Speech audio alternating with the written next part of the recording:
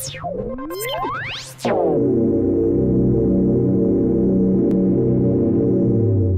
want to introduce to you Lloyd Dean once again. He's a miraculous human being, just makes so many things possible around here. So Lloyd, thanks for stepping up. Please come out and introduce our keynote speaker, Lloyd Dean.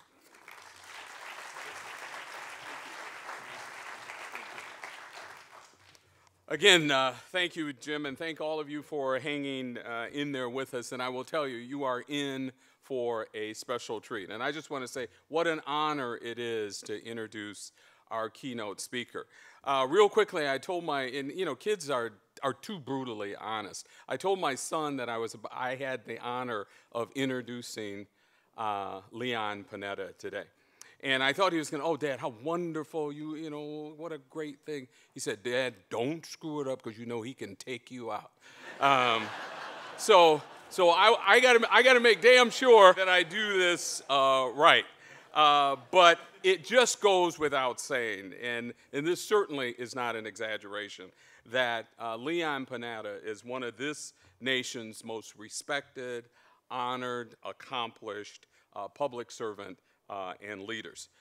Many of us recently have watched his ingenuity and his creativity, and many people around the globe watched as he helped bring to conclusion the Osama bin Laden chapter, given his role.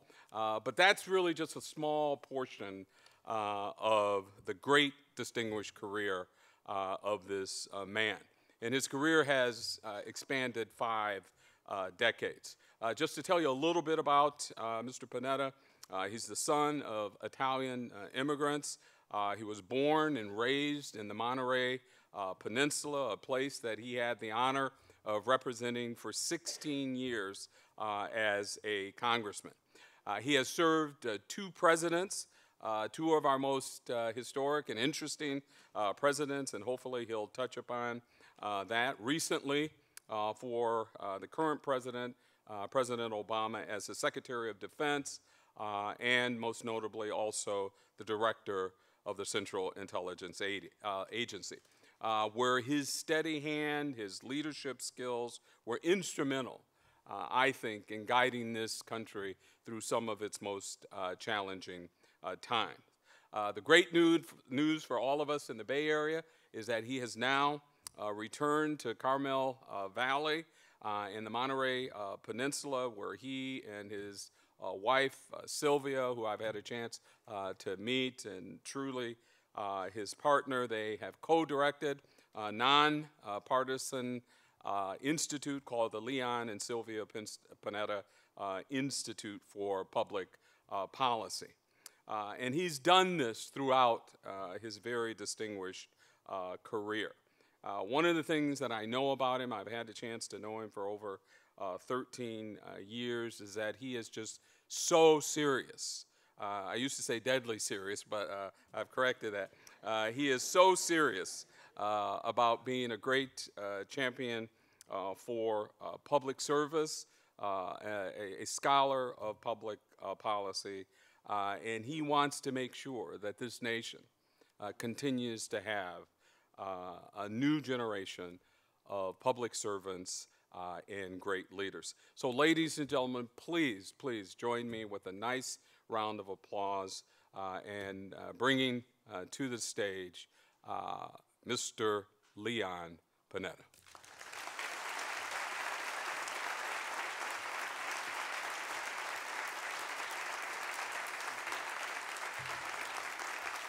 Thank you very much. Thank you very much. Thank you very much for that kind introduction, and thank you for giving me the opportunity to speak to the Bay Area Council. I'm honored to have this opportunity. First and foremost, because I'm a Californian, and I'm now back home in Monterey Peninsula, in our home in Carmel Valley, and that area plus the Bay Area, without question, are the most beautiful parts of the world. And I got to tell you that I've always been blessed with great timing as to when to get the hell out of Washington.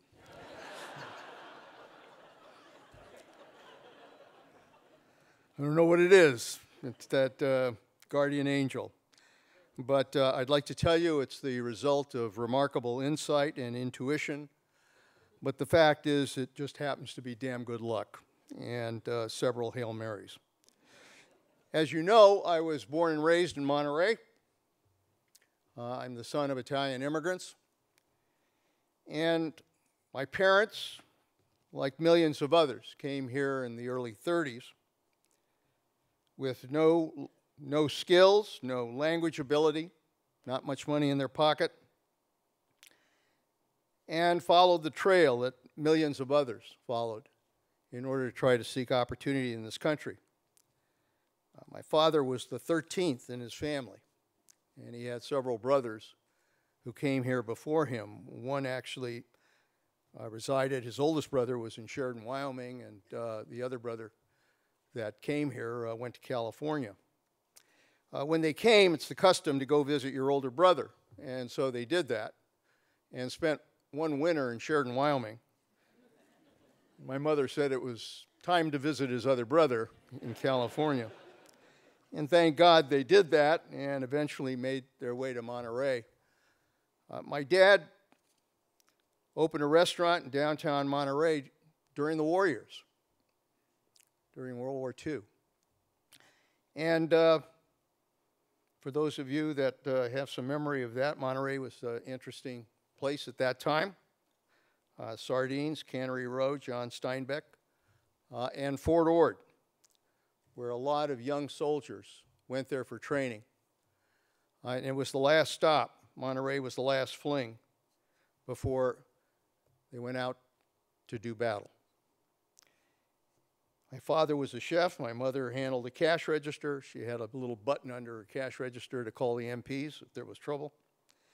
And I remember standing on a chair in the back of that restaurant washing glasses. My parents believed that child labor was a requirement.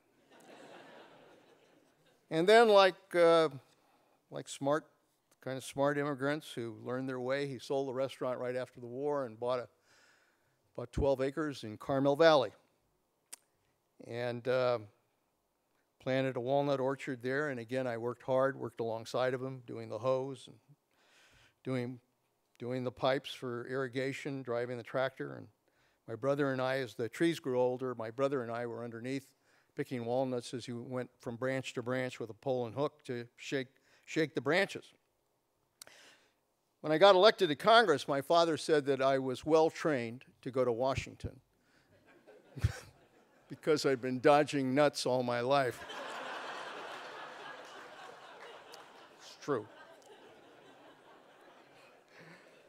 I'm also honored to be here because of the Bay Area Council, and I just want to pay tribute to the Council and particularly to this Outlook Conference. At a time of, we all know it, bitter partisanship and a lot of gridlock, we need organizations like this, organizations that are nonpartisan, that focus on what's necessary to try to meet the needs of this area. And you know, you've done tremendous things to try to help the economy, to provide jobs, to improve the quality of life, to improve transportation and education and health care, global trade, deal with water challenges, energy challenges, regulatory challenges. You are, in fact, very much the heartbeat of this community. And I want to commend all of you who are part of this council and who participate in this conference. I want to commend you for your dedication and for your commitment to improving the lives of our children. I used to ask my father, why did he travel all of that distance to come to this country? It was a poor area in Italy, Calabria, but at the same time, he had the comfort of family. What would make you leave everything you have and everyone you know and travel across the ocean to come to this land? Why did you do that? My father said the reason was because my mother and he believed that they could give their children a better life. And that is the American dream. It's what all of us want for our children. It is, as a matter of fact, the fundamental purpose of public service in this country, which is to ensure that we give our children a better life. But dreams are just dreams. They are just dreams without a driving sense of purpose, without a vision, without hard work, without sacrifice, without a willingness to take risks, without a responsibility to act, and without the constant drive to never give up, no matter how tough it is. And those are the values that helped my parents turn dreams into reality, and the values they passed on to me that have served me well throughout my public service career. And values, frankly, that have served those Democrats and Republicans who believed, as I have always believed, that governing is good politics. Values that have been lost in the gridlock of this moment in history. We can't just assume that things somehow are going to get better and that all we have to do is to somehow bless ourselves that it'll happen. It doesn't just happen. Great story I often tell of the rabbi and the priest who decided they would get to know each other, and so they went to events with each other to talk about their religions. So they went to a boxing match. And just before the bell rang, one of the boxers made the sign of the cross, and the rabbi nudged the priest, and he said, "What does that mean?" The priest said, "It doesn't mean a damn thing if he can't fight."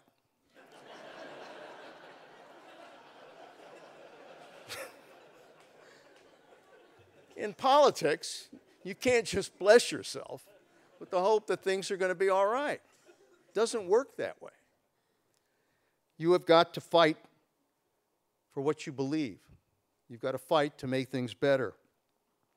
We're at a critical turning point in this country, and I think, I'm sure on each session that you've had today, you understand how critical it is. Critical turning point for the United States of America in the 21st century. We've come through a decade of war. We had a virtual blank check for spending during that period.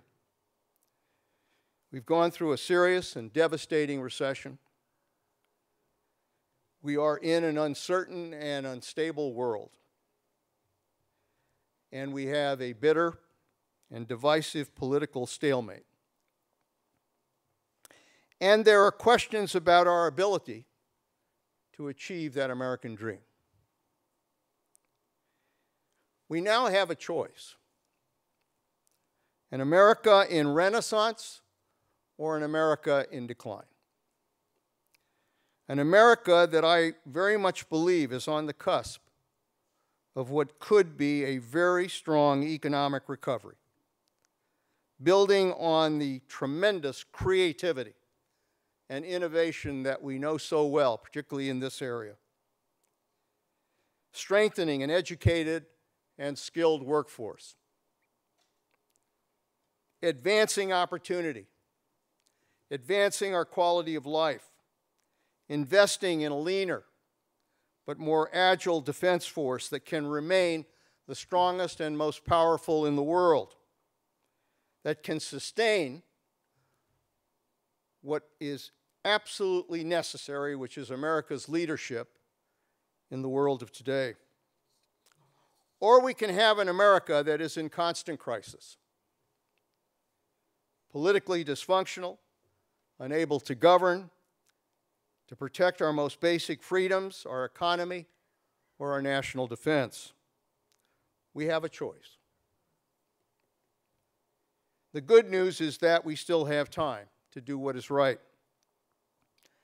The bad news is that events in the 21st century move very rapidly, and they can consume you quickly if you are indecisive or if you fail to act.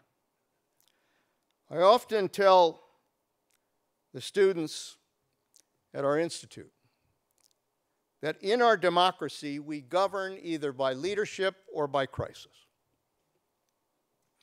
If leadership is not there, then we will inevitably govern by crisis. And today, unfortunately, we too often govern by crisis after crisis after crisis. We can do that. We can do that. Politicians will somehow survive in office. The people, particularly young people, will decide that Washington is not very relevant to their lives or to their future. But in governing by crisis, there is a real price to be paid.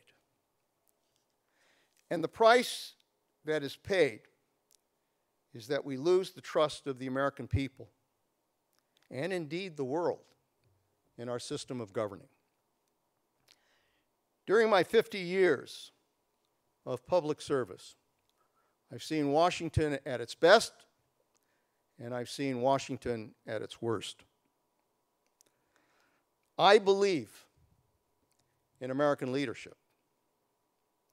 I've seen America face all kinds of crises, from economic recessions to war to natural disasters and more. And throughout the frustration and the anger and the gridlock, America has always risen to the occasion. And I believe it will again. Not through some kind of sudden political conversion or awakening, but through the reality that leadership has always drawn its strength from. The fundamental spirit and common sense and values of the American people. The responsibility to act, to fight for what is right. That was true for my parents, and it is true for America. When it comes to our national defense, we have made important strides in protecting the country and strengthening our national defense. The war on terror, something that was addressed by the President today.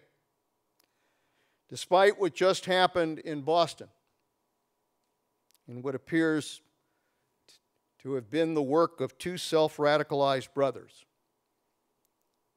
the fact is we have not had a major terrorist attack on our country comparable to 9/11. Some have tried. But we have disrupted many plots. We have dealt a very heavy blow to Al-Qaeda. We've conducted enormously effective, crippling operations against their leadership. We've kept pressure on those who would attack our homeland. In the bin Laden operation, I will forever be proud to have been a part of a very courageous mission that brought together the best in intelligence with the best in our military, special forces, in the planning and executing of what was surely a gutsy operation. An operation that made very clear to the world that nobody attacks the United States of America and gets away with it.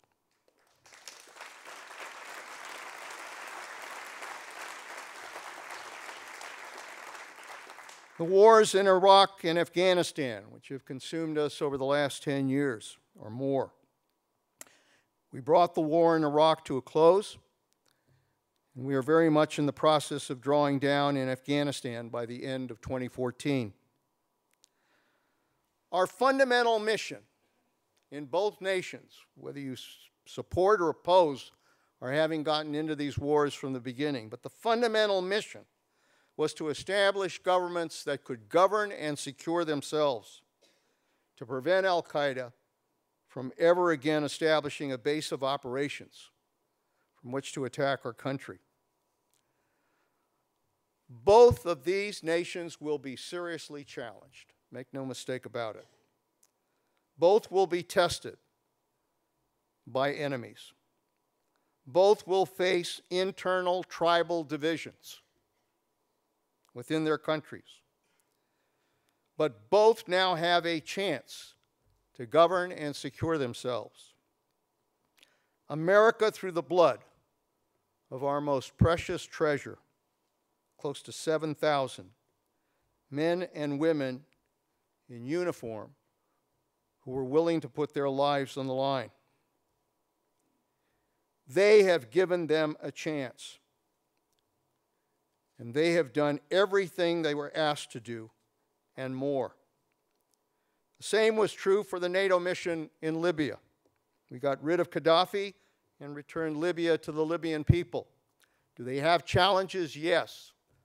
Are they having a tough time? Yes. But it is the Libyan people that will decide their fate, and that's as it should be.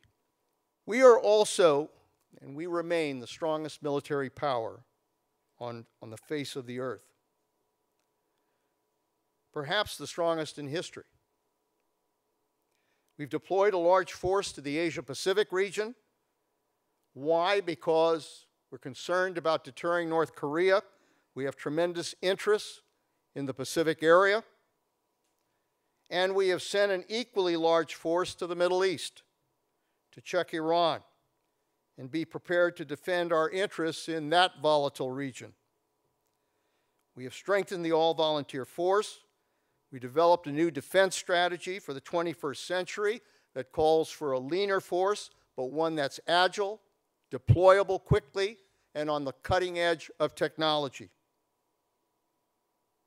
We've supported our wounded warriors, and we've opened up opportunities for everyone to be able to serve this country in uniform. Our successes have helped keep America and our allies safe. But we still live in a very dangerous world. It would be a very serious mistake to assume that America could somehow reduce its guard or lessen its defense or surrender its responsibility to lead in an increasingly volatile world. We must remain strong and we must remain vigilant. What are some of the threats I'm talking about? We're still a nation at war. Terrorism remains a threat.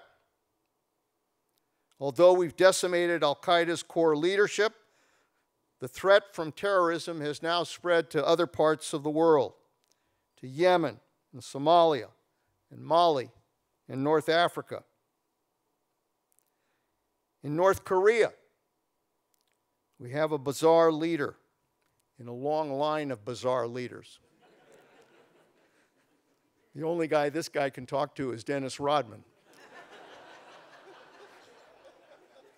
We've seen him engage in a new cycle of provocation, testing potential ICBMs, testing nuclear weapons, testing mobile missiles, firing short-range missiles just over the last few days. All of this represents, because of the unpredictability and the uncertainty, it represents a serious security threat to the United States and to the Asia-Pacific region. In Iran, 3,000 additional centrifuges are now spinning enriched uranium in violation of international laws, and Iran appears determined to continue down this very dangerous and destabilizing path.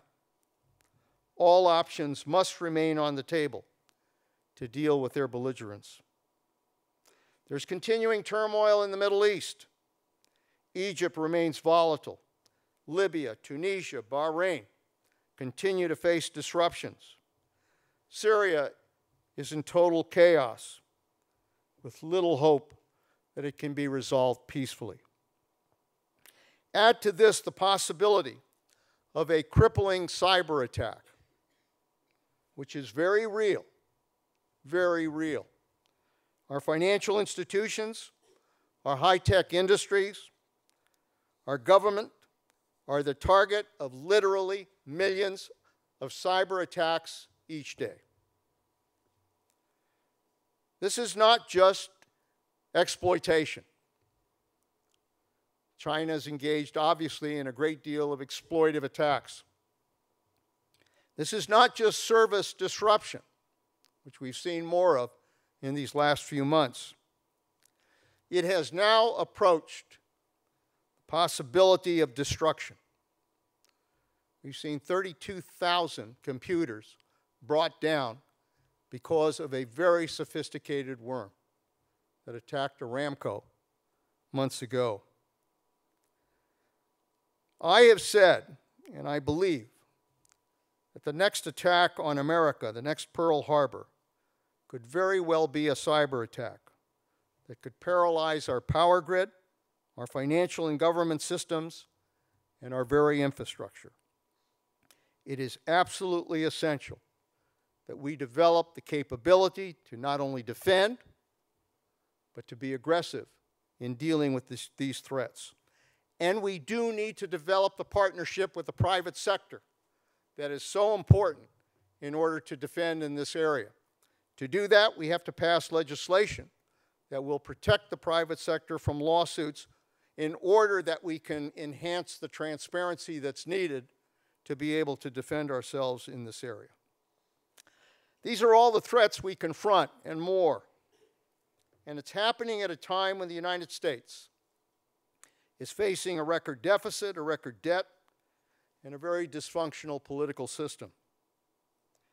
It is my experience that when there is a vacuum in Washington in terms of dealing with the problems that have to be confronted, that scandals soon fill the gap, creating even more paralysis in terms of dealing with the problems that have to be dealt with. When it comes to the budget, there is a smart way to deal with the budget, and there is a dumb way. Every budget summit that I was a part of, and I was a part of every budget summit as budget chair when I was in Congress, Republicans and Democrats during the 80s and 90s came together to work on deficit reduction plans. And in every one of those summits, every one of those efforts to deal with the deficit, we developed plans that included the basic elements that have to be included if you're serious about trying to eventually balance the budget. You need to get savings on entitlements. We placed caps on discretionary spending. We developed additional revenues. That's how you balance the budget. Do not assume, despite recent reports, that somehow the deficits are going to take care of themselves. We are $2 trillion in the hole. And the fact is that our debt is going to remain at 70%, above 70% compared to our GDP. That is unacceptable. Two-thirds of federal spending goes to entitlement programs. You are not going to eliminate the deficit through discretionary spending alone or through wishful thinking. It takes work, it takes risk, it takes courage, and it takes leadership.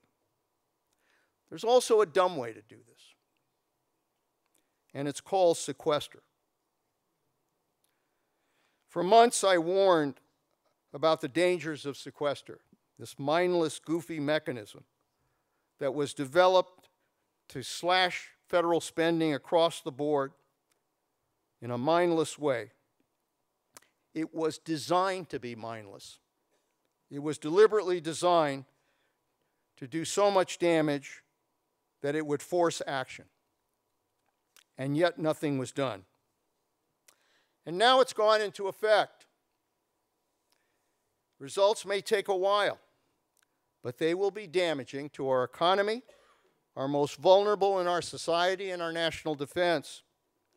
Children in North Dakota are selling chairs so they can afford to stay in Head Start. Meals on Wheels is being severely cut. Flu vaccines are being delayed.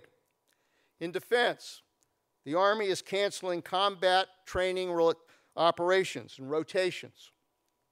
The Air Force is cutting flying hours. The Navy is canceling the deployment of carriers. 800,000 civilians, mechanics, trainers, computer technicians will be furloughed. The military is being hollowed out. And the shame of it is that it was all avoidable.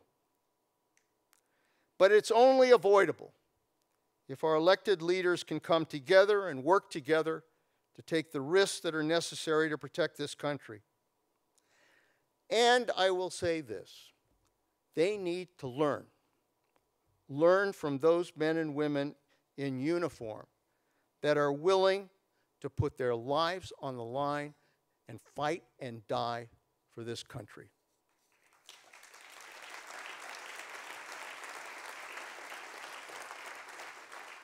Let me close, if I can, by just telling you the story of one family that took those risks. On January 15th, 2012, in Baghlan province in Afghanistan, was a young Sergeant First Class Benjamin Wise. He was 34. He was an Army Ranger. He was on his 4th overseas deployment when he was struck by enemy fire, and he died several days later in Germany in a U.S. hospital. He left behind a wife and 2 young sons. One of the toughest things I had to do as Secretary of Defense is to write notes to the families of those that had lost loved ones. And I did a handwritten note to his parents to console them on this hero's death. But what made this case different was that it was the second time I had written a note to the Wise family. His brother Jeremy was one of CIA's security officers who died in the bombing at Host in December of 2009 when I was director of the CIA. And at that time, I wrote his family a condolence letter as well. These are the families that are sacrificing for our country. A few months after the Host attack, I went to that base in a very remote part of Afghanistan. There was a sign on the wall that had a verse from the Old Testament, from the prophet Isaiah, chapter 6, verse 8. And then I heard the voice of the Lord saying, "Whom shall I send, and who will go for us?" And then I said, "Here I am, send me." In Hebrew, it's hineni, send me. That's the sound of the trumpet that I think must summon all of us to action. If our men and women in uniform can respond to the call, then so then can our political leaders. This is not just our hope. This is our solemn duty. Thank you for your leadership, and God bless this country and all of you that answered the call.